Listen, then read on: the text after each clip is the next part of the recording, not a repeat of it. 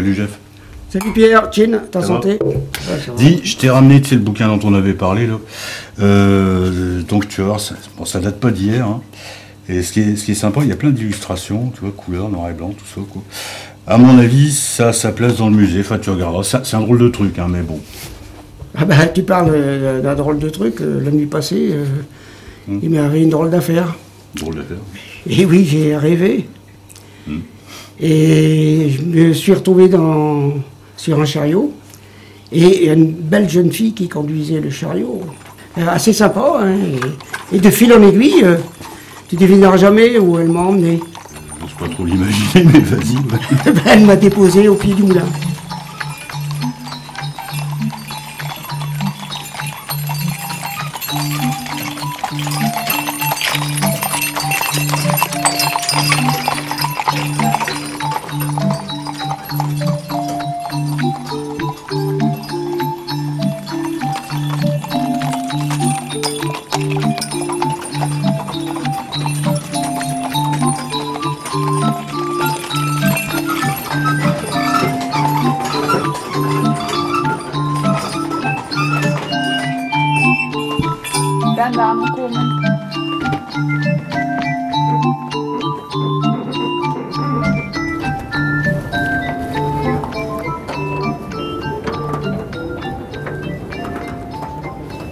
Ce rêve, il m'a fait penser à des tas de choses, et des tas de souvenirs avec mon père qui était meunier.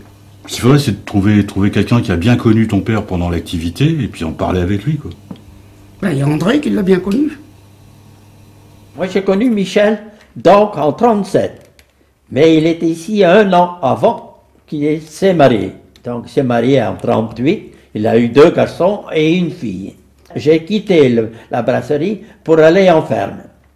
Et pendant toute la guerre, j'ai toujours continué à voir Michel, et après la guerre aussi. Mais tu le voyais où alors à ce moment-là? À ce moment-là, je le voyais toujours à la messe. On a toujours, en ce temps-là, on avait encore la messe à 8h30, et puis on s'est toujours vu jusqu'au jour où que la messe a été mise à 11h. Et à 11h, donc, de ce fait, je ne voyais plus Michel. Mais je voyais quand même encore, je venais quand même toujours encore leur dire bonjour quand j'avais le temps. Mais alors, donc, quand c'était la messe à 8h30, c'était mieux parce que c'était l'après-messe qui comptait, non? Plus que la... Oui, ça allait mieux parce qu'on se fait rouspéter hein, quand on était trop loin. Quand on avait causé un peu trop longtemps, la femme à la maison, elle rouspétait.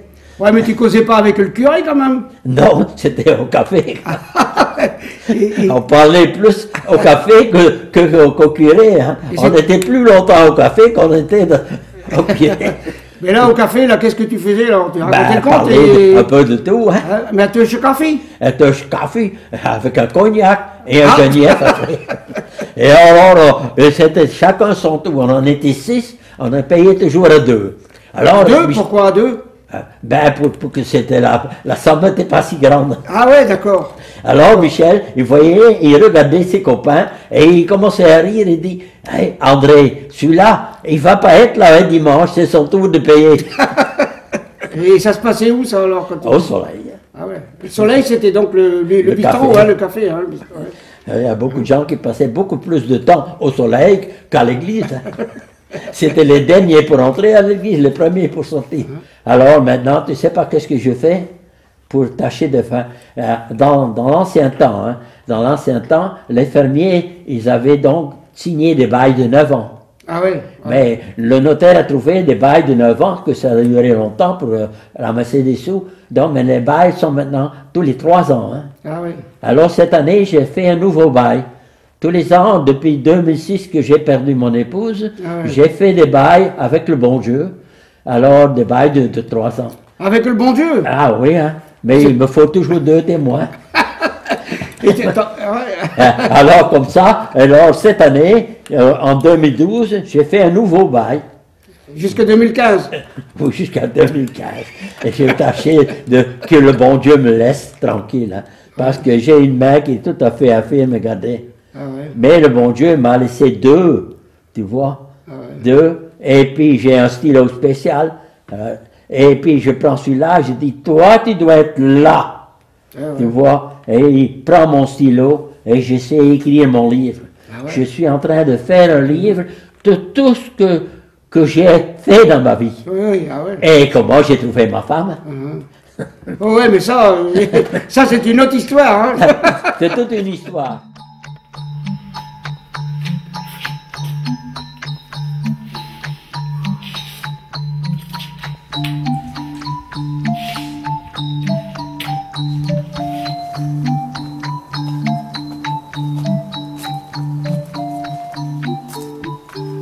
Ici, on est dans l'houblonnière et ce que j'ai ici, c'est les fleurs des plantes femelles. En Belgique et en France, c'est la plante femelle qu'on emploie pour faire de la bière. Pourquoi? Parce que si la fleur elle est fertilisée, la bière elle ne va pas mousser. Si vous allez en Angleterre, ils emploient les plantes mélangées et leur bière, ils ne moussent pas. Alors ici, on a les pousses qui sortent et ça reste de 20 à 25 ans dans le sol.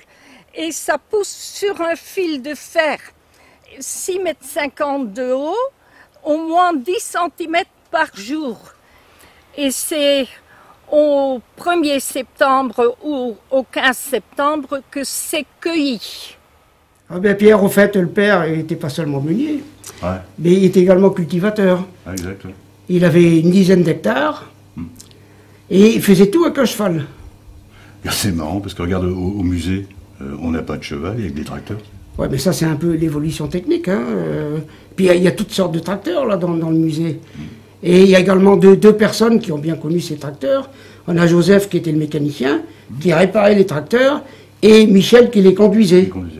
Ben oui, on se trouve ici, hein, Joseph, devant un vieux tracteur des années 50, après la guerre, quoi. Un tracteur qui servait pour faire tourner des batteuses, quoi. Et pour faire tourner la batteuse, il fallait 12-13 personnes. Et le chauffeur de tracteur arrivait une demi-heure plus tôt, 3 quarts d'heure plus tôt pour chauffer la boule, parce que il fallait chauffer. C'était des tracteurs un peu avec une boule chauffante. C'était des semi-diesel. Et puis une fois qu'il était allumé, le tracteur, il restait tourné toute la journée, jusqu'au soir. Et puis il y avait des mauvaises odeurs. Ah ouais, de pollution. Il lâchait quelquefois des étincelles aussi. Combien de fois qu'il n'y a pas eu des mâles qui ont brûlé? Des mâles qui ont brûlé, des étincelles. D'un coup, une étincelle qui partait, un paquet d'étincelles. Et c'était tout en feu, et puis voilà. Et c'est arrivé plusieurs fois. Alors on a par exemple, bien sûr, les tracteurs, on a le petit pony. Ouais, ça remplaçait un cheval, ça. Oui, et puis il y avait également d'autres qui faisaient les semis plutôt, et d'autres qui faisaient les labours, comme le man.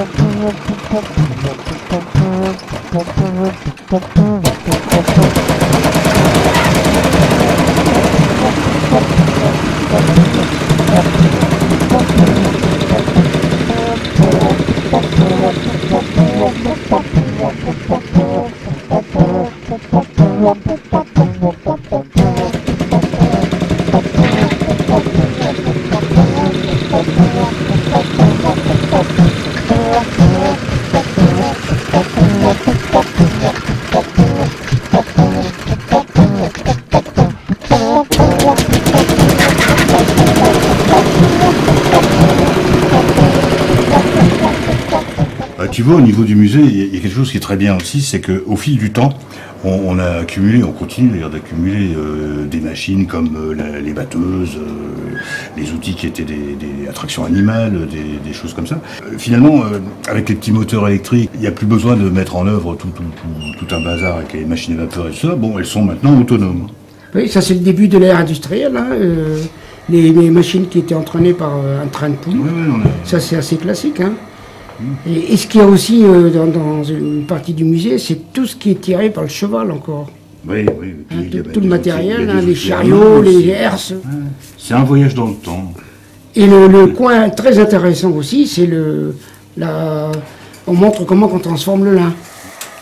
Voici une gerbe de lin qui est donc constituée par la tige de lin et par les capsules dans lesquelles il y a la graine. Alors la première chose, on va enlever les graines.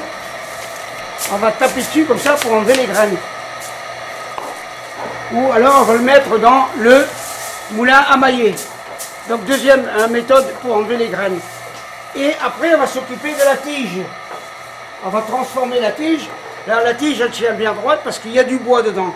On va d'abord briser le bois, manuellement, avec la broie ou mécaniquement. Voici donc la touffe de lin avec la filasse et les bois qui ont été brisés par la machine antécédente. Là. Et on va enlever les brisures de bois qu'on appelle les anneaux, ici d'une manière manuelle avec les cangueurs. Donc on va enlever les bois ainsi. Ou alors après on a inventé le moulin à théier.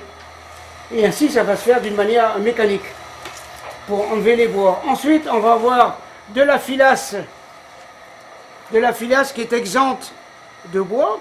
Et ben on va la travailler pour pouvoir faire des cordes.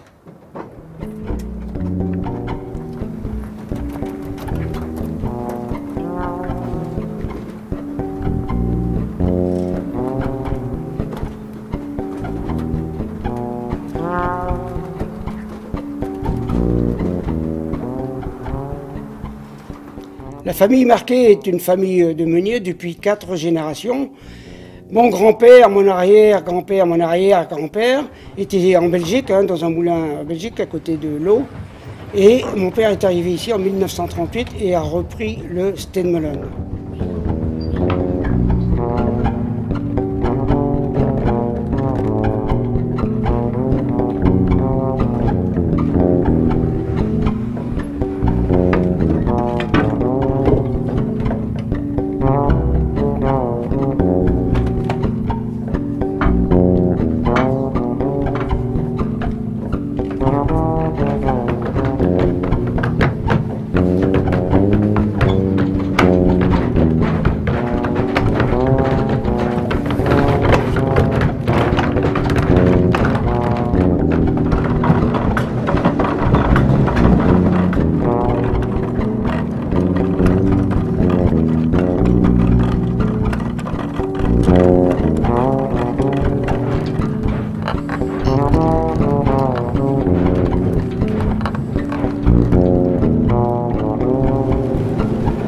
Donc vous voyez, ça c'est prêt donc, pour la volaille. Hein, c'est moulu légèrement hein, pour donner à manger à de la volaille.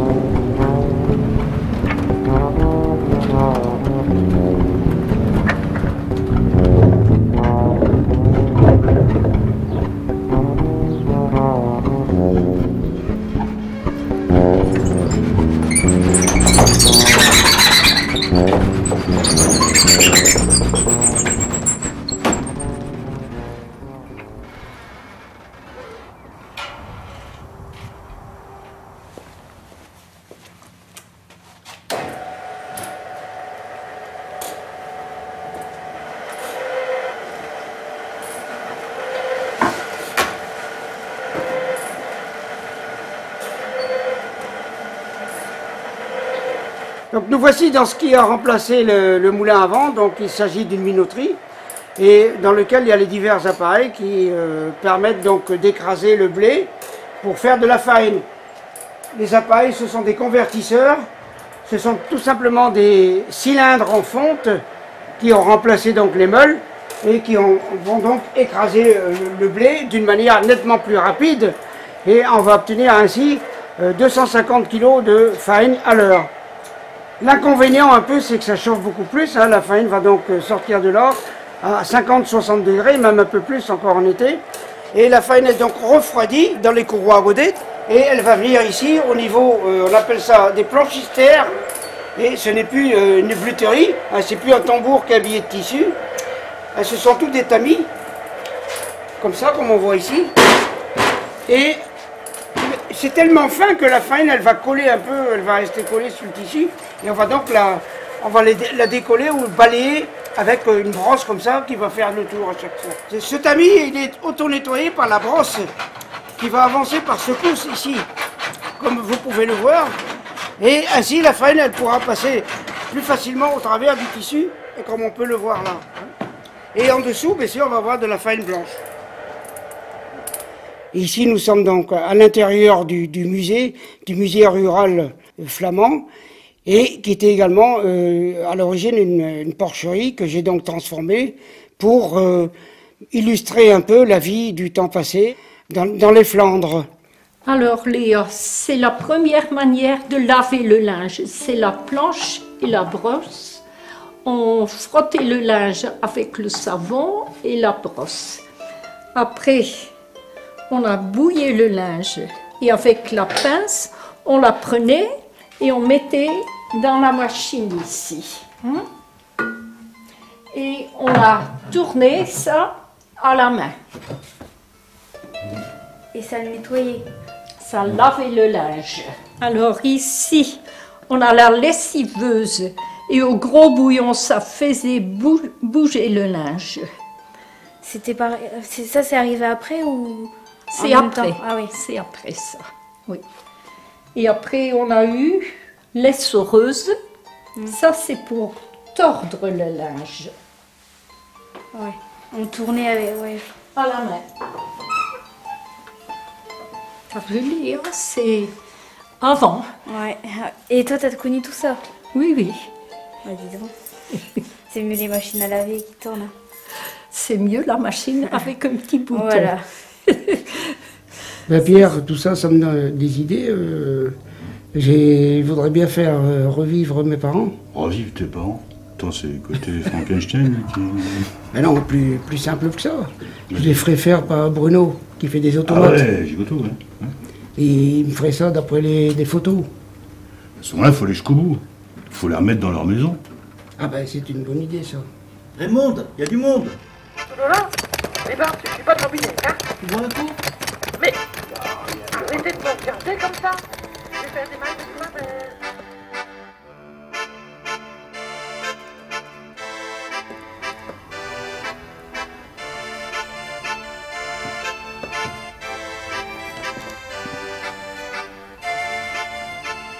Vous êtes venu voir le résultat? Oui, encore on est venu voir un peu tout ça, oui. Ben voilà. Eh oui, Il y a un petit quelque chose, hein? c'est pas mal, oui, absolument. Oui. J'ai surtout bien soigné les nez. Hein, là. Oui, bon, on voit bien dit, c'est bien un nez démarqué là. Oui, c'est pas mal travaillé là. Ils peuvent revenir sur Terre. Ouais. Donc lequel des deux va parler? C'est lui qui va raconter surtout, c'est ça? Bah oui, hein, c'est le père qui va raconter un peu sa vie qu'il a passée, enfin, ou sa journée dans le C'est lui qui dans le avait, dans le moulin. qui avait une babelle plutôt. Voilà. C'est pas belle. Non, pas spécialement, non. Elle n'aimait pas, elle parlait pas beaucoup. Ma mère, elle était un peu plus vivante, volubile que lui. Ah ouais. Hein. Mais Ouais, c'est lui elle qu'on fait était parler plus quand même. réservée. Mais c'est lui qu'on fait parler quand même. Oui, Oui.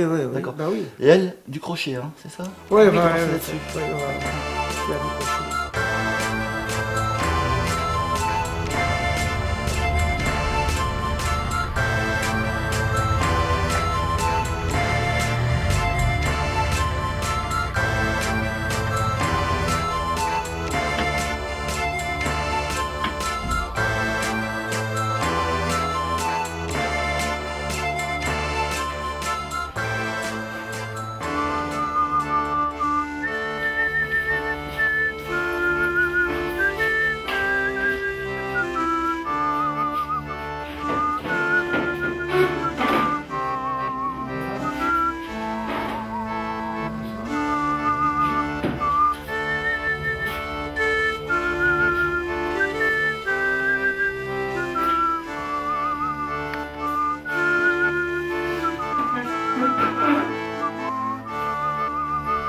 Donc voilà, tes parents sont de retour chez eux. Tout ça, c'est beaucoup